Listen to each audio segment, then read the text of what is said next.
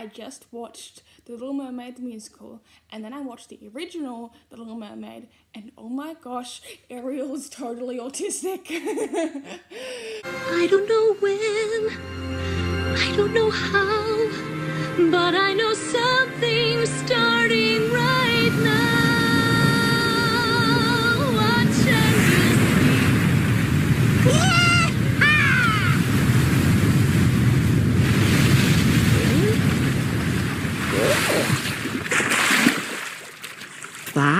see. I was singing here. Okay, so if you don't know what autism is, you are watching the wrong video. And I'm not going to summarize it here because, yeah, you're watching the wrong video. But I'm basically going to just base this on the classic, Disney movie. I'm not going to dive into the book or the musical or the live action remake or anything like that. Just going to focus on the Disney original movie, not the remake, or the sequel or the prequel or anything like that. So we're just going to focus on that one. Also, sorry if I stutter. I have autism, so it can be quite hard for me to find the words for what I'm trying to delay? No, that's not. Portray. Yeah. But I want to be authentic, which is why there won't be that much editing in this video. And also, I am horrible at editing and it will take forever, and I don't really have a YouTube channel if I do try to edit. So, yeah, that's why it is very, non-edited. Very messy. Okay, so I'm going to break down the scenes with Ariel and all the different stuff that we see. So we do see Ariel and Flounder searching in a shipwreck as their first scene. Ariel is looking to see if she can find human stuff. And she does, and she gets so excited. I believe that humans are one of or her current special interests. Which makes total sense, especially with how excited she is just to find a fork. Of course, she doesn't know it's a fork. I find it's interesting that she gets more excited about the fork than the pipe. Like, she is quite brave, because there are sharks out there. And normally,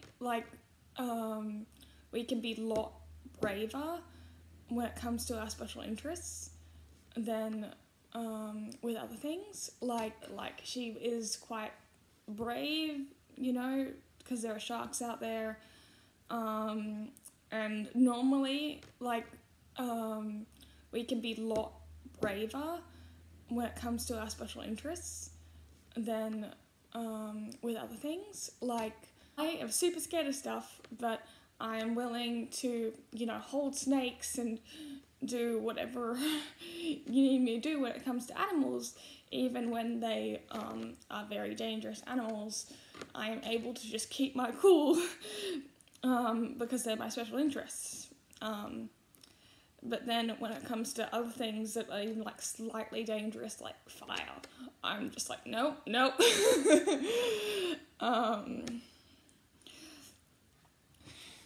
So that's also another thing, but if it was just that, then I wouldn't have been saying that she's autism. There's a lot of things that leads up to I also want to point out that she doesn't have any other friends who are mermaids. The main friends that she has is Flounder and Scuttle. Side note, have you ever noticed that Flounder kind of sounds like Spike from My Little Pony? Maybe I've just been watching the two side by side a little bit too much. I don't know. Give me your thoughts in the comments down below. But anyway, a lot of the times we as autistic people can make friends that are a bit of the odd ones out, whether they're just animals or whether I myself would make friends with people who are a lot younger than me, or I would get along a lot more with teachers than I would with kids my age when I was younger.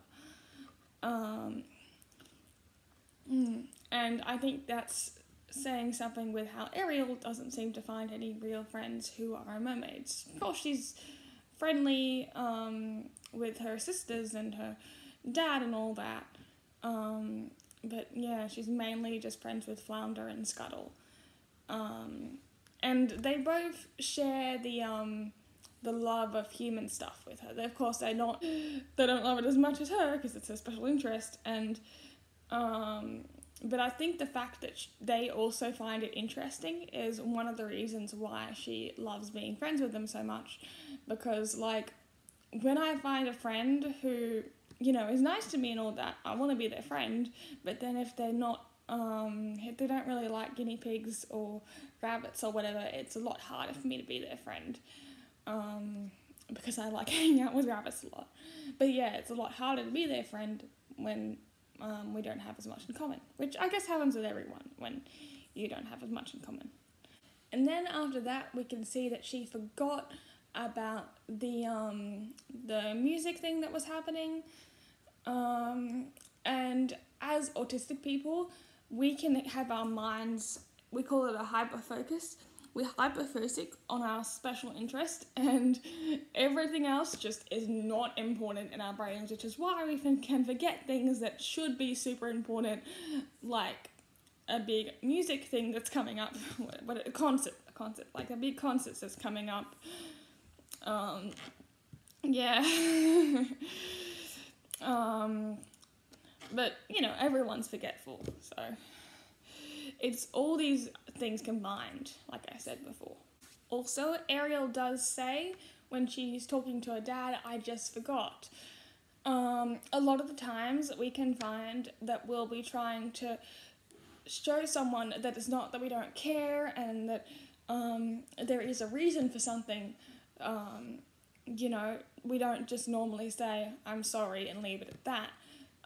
Even though most people would look at that sort of thing as making an excuse, when for us it's showing that we meant well. You know, if we didn't mean well, then we would say, well, I didn't really care that I wasn't going anyway.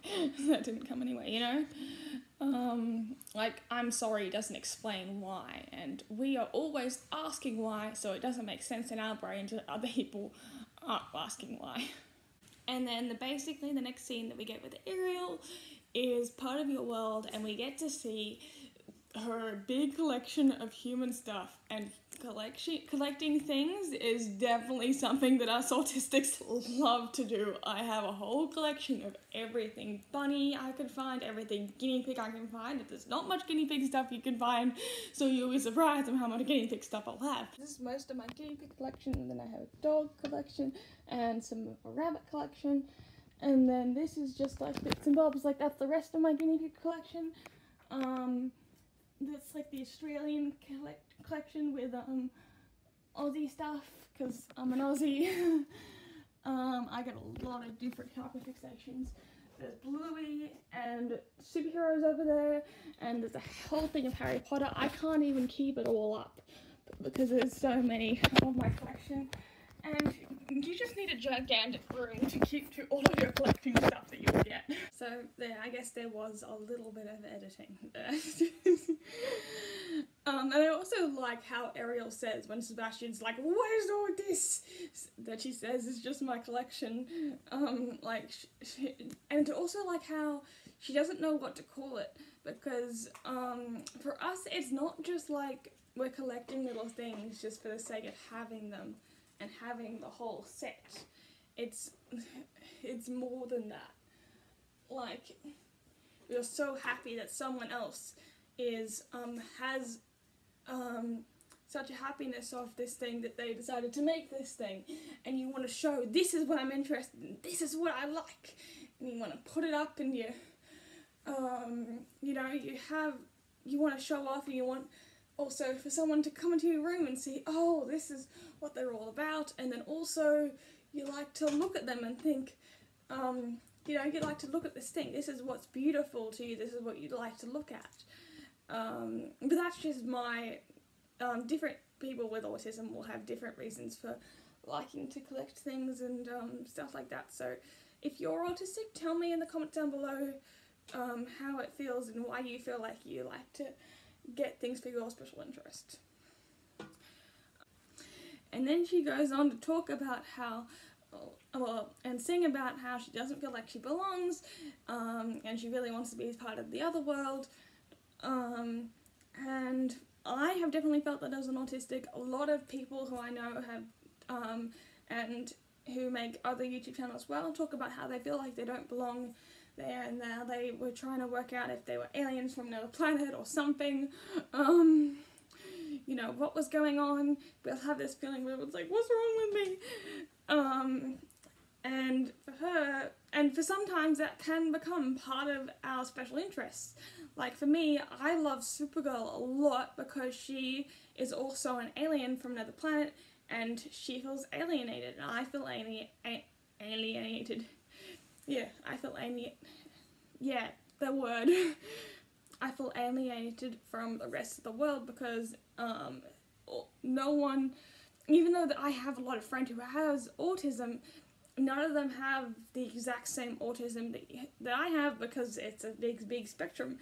And even those people who do have, you know, autism and ADHD, and, you know, very similar to autism than to what I have, it's still not the same, and it still doesn't feel like they come from the same planet as me. That just feels like they also come from outer space, if that makes sense.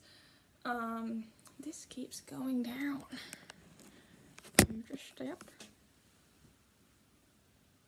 Okay.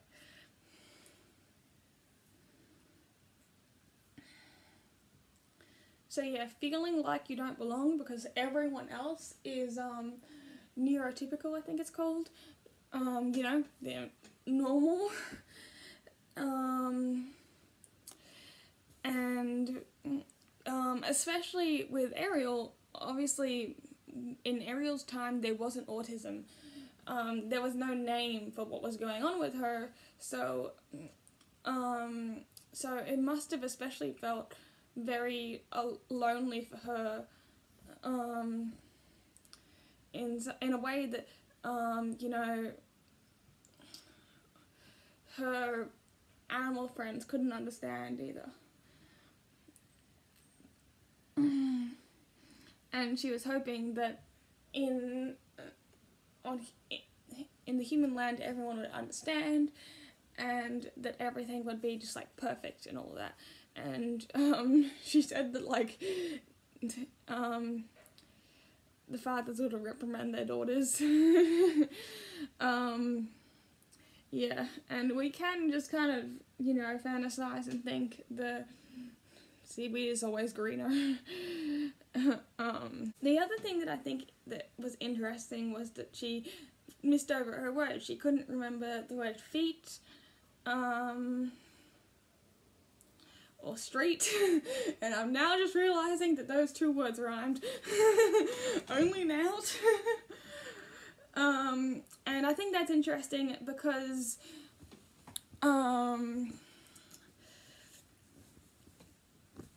because a lot of the time we don't know what words to put to our thoughts.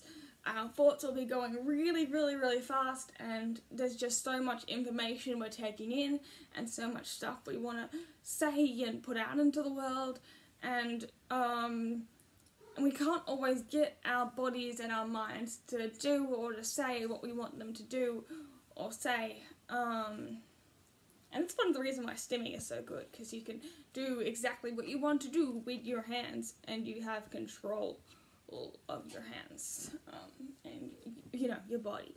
But that's one of the reasons. Stimming is good for lots of reasons, and we do stimming for whole different sorts of reasons. Hello,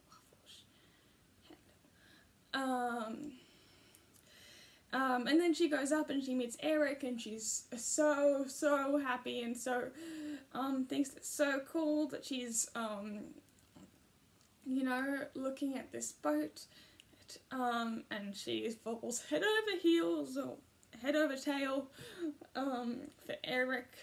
And I totally get that, because if I found someone who loved the same thing that I loved, or was, you know, I'd be totally into it. Like,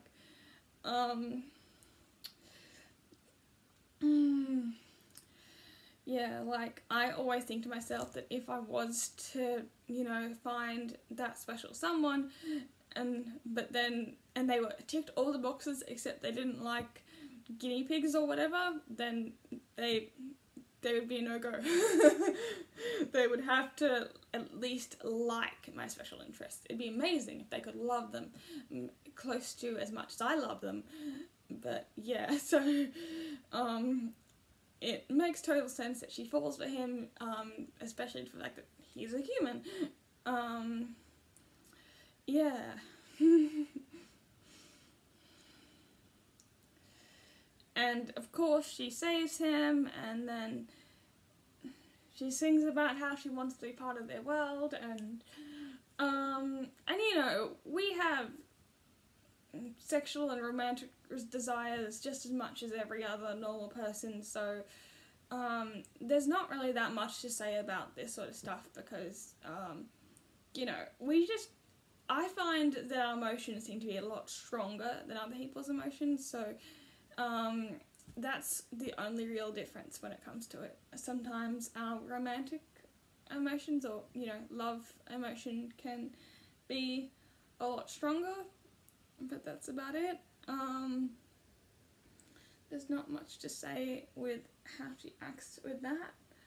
Oh yeah, I was going to say that with a lot of her action, she has a lot of body language.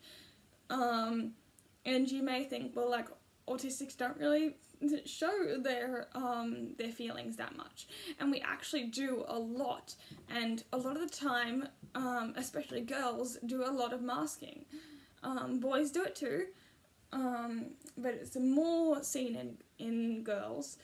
And our stimming, which what I just did there is my masking of stimming. I'll do a subtle little stim, and because I'm too anxious to do a real stim like this is the sort of stimming that I actually like to do, but I'm not going to sing all my words because then you'll get confused. And Waffles, you are distracting me. Can you not do that? Waffles, can you come down? Waffles! This is my version of Flounder. Oh, he's climbing in a box. Okay, you can do the cat thing.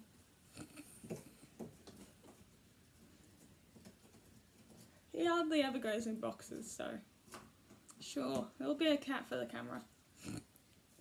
And then we go to Arial singing to herself with all her sisters, and her dad noticing, like, what's going on? And I just want to say that I have been in love once, and I totally had the same thing, just singing to myself the whole time. It's probably not an autistic thing. It's probably just, you know, something that everyone has. But, like, well, you know, not everyone, but that, like, is common for most people to have. It's probably not a specifically to autism thing. But yeah, I just thought that was pretty cool that she got exactly the same sort of things that I got.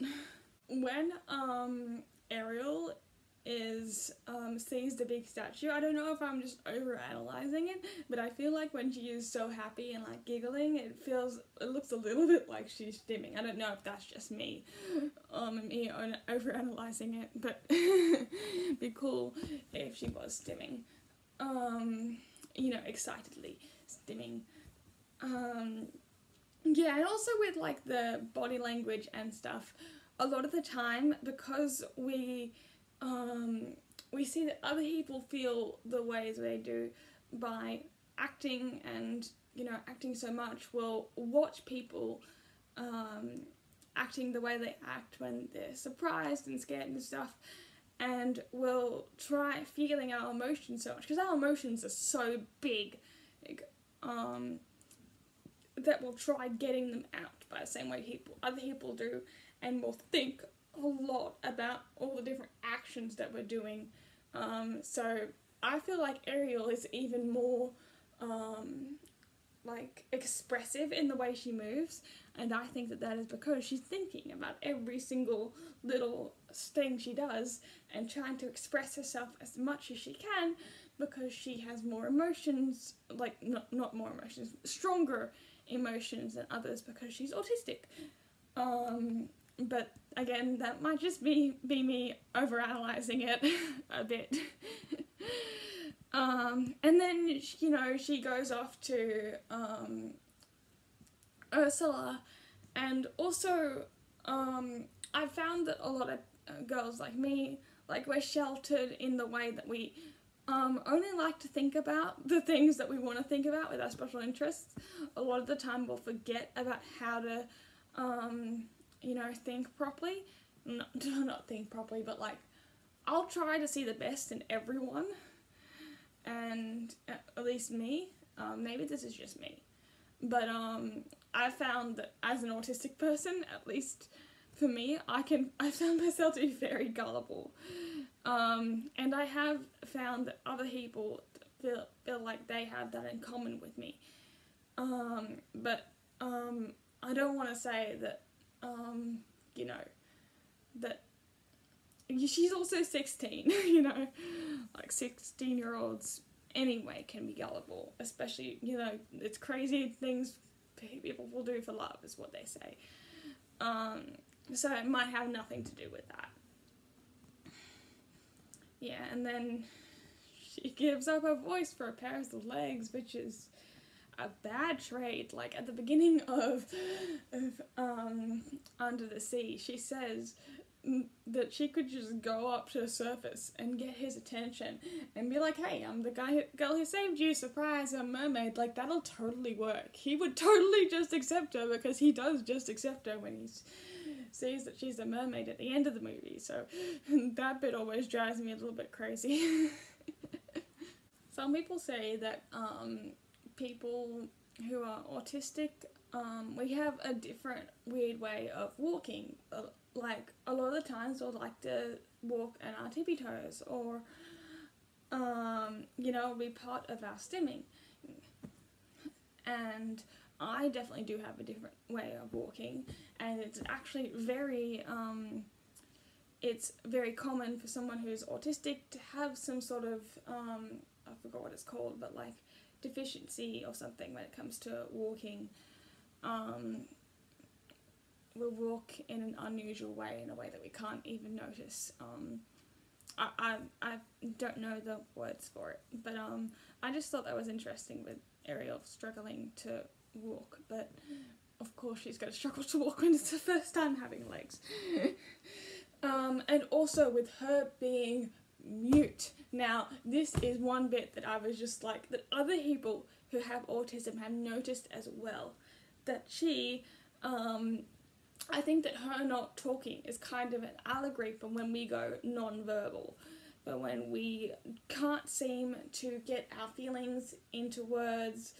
Or for me, I've only gone non-verbal for like 3 hours at most,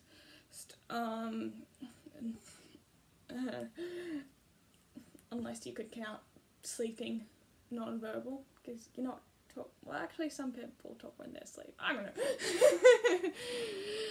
know. But for me, when I'm non-verbal, it's when I'm just go so still that my throat like dries up and I just cannot talk because I'm just so scared. And for a lot of other people, they're just like worried that they'll say something wrong, and so they just don't say anything at all. They don't feel like they're listened to. And Arial does say, well, if you would just listen to her dad, but like, you know, teenagers never feel listened to.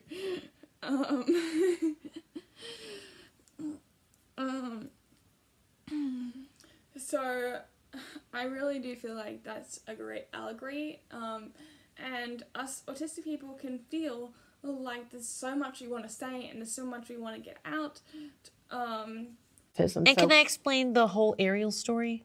You can, sure. Why And not? when I was a really little kid, when I first saw the movie Walt Disney's The Little Mermaid, I really understood Ariel, and she inspired me. Ariel was my inspiration because it's just like how where she wanted to be with the humans, and I wanted to be with the neurotypical people, just like that. And when Ariel became human, she couldn't talk.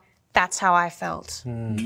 That's exactly the kind of autism I have too, Abby. Really? Yeah, except I never verbalized it like you did. When we see Ariel playing with the bubbles, that just reminds me so much of every time that I have a bubble bath. It's so much fun.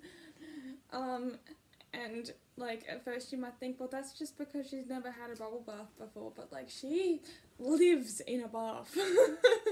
She's seen loads of bubbles before. So I don't think that's just a coincidence, you know. But then that being said, she's not like the writers wrote her to be autistic, so I don't know. We also see her brushing her hair with the fork, and you guys have got to try this. Like, it's actually really nice on your scalp, and it's actually a really fun, quirky way to stim if you want to. It's really stimulating for your scalp, especially if you have an itchy scalp like mine. And then also when she gets to the bed, she finds it super cozy and bouncy, and you know, she really likes the feel of that and the stimulating feel of the bed. And I guess that is because she's never felt pillows or anything like that before, but still, it was cute and I could relate to it. As they're going through the town and the village and stuff, there's just so many things that she does that I feel like is something that an autistic person would do.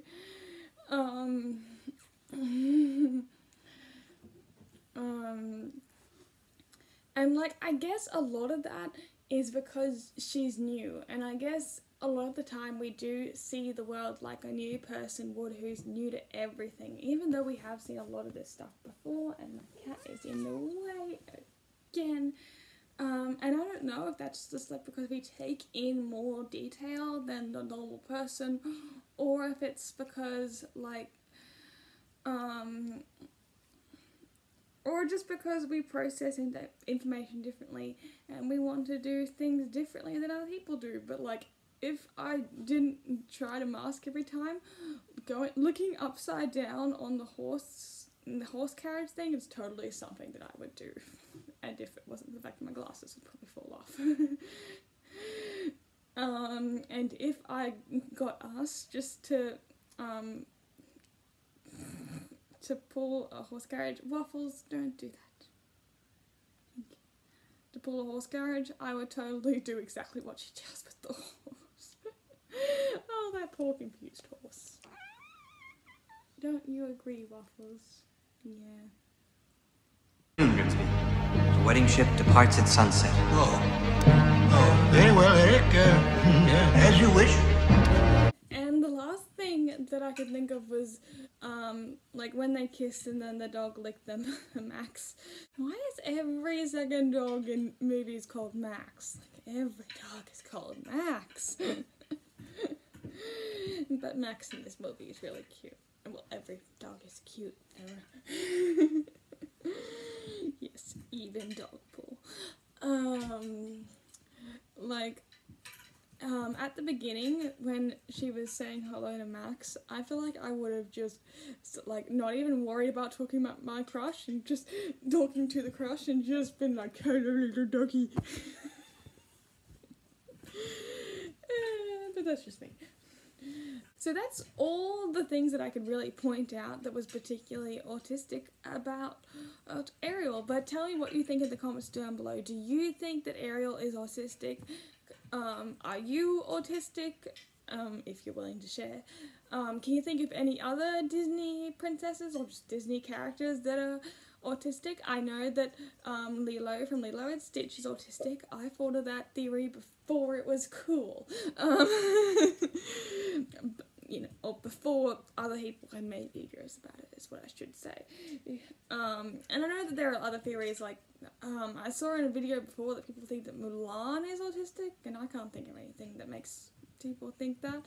And I do know that people think that about Belle, and I can kind of see that with Belle because, she's a book lover, and lots of people who are autistic like books. And the thing of not fitting in is definitely something that we feel, and I Want Adventure in the Great Wide Somewhere is definitely something that I connect to so much. But at the same time, if she was obsessed with the book as much as an autistic person would be, then it would be like her special interest. And she says it's about a prince in disguise, and therefore she would be quite geeking out if she got to go to a real castle. But Belle isn't that much, doesn't really care that she's in a castle in the Beauty and the Beast. She doesn't seem to really have a particular special interest. Like, she likes books, but she doesn't tell us what type of books that she likes, so I don't think she's quite autistic. And similar to Elsa, she has that conceal, don't feel, don't let it show thing. And I guess she does masking, but I don't think that she's autistic. But yeah, tell me what you think in the comments down below. Tell me your thoughts. I'd love to hear your thoughts. Like this video if you liked it. Please subscribe. It costs nothing. It does not affect you at all. It just makes me smile. If you do want it to affect you though, then click the little bell. And I'll see you guys next time when I talk to you guys about one of my autistic interests. Bye.